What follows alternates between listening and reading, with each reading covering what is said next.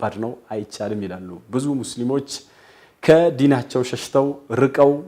ከርመው ሲያበቁ በስተመጨረሻ ረመዳን ሲመጣ ሁሉ ነገራቸውን አራግፈው ወደ አላህ Subhanahu Wa Ta'ala ቤት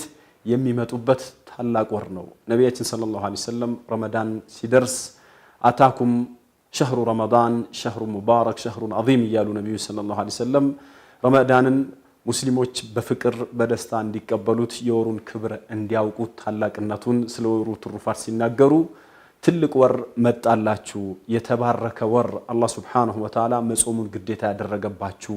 እንደዚሁም ደግሞ ለይሉን መቆም ለናንተ ናፊላ ትርፍ ሱና ያደረገላችሁ ሰይጣናቶች የሚታሰሩበት አመፀኛ ጋኔኖች የሚጠረነፉበት የጀነት በሮች የሚከፈቱበት የጀሃነም ደጃፎች የሚዘጉበት ታላቅ ወር መጣላችሁ በዚህ ወር ውስጥ አንዲት በጣም ድንቅ ሌሊት አለች ይላሉ ነብዩ ሰለላሁ ዐለይሂ ወሰለም ለይለቱል ቀድር የምትባል ሌሊት አለች هي خير من 1000 شهر ይላሉ እሷ ማለት በጣም ታላቅ ሌሊት ናት ከአንድ ሺህ ወር ትበልጣለች በሷ ሌሊት የሚሰራ من حرم خيرها فقد حرم ይላሉ የሷን ኸይር የተነፈገ ሰው በርግጥም መልካም ነገርን ሁሉ አጣ በማለት ነብያችን ሰለላሁ ዐለይሂ ወሰለም ሱሐቦቻቸውን ረመዳን ሲመጣ ያበስሯቸው ነበር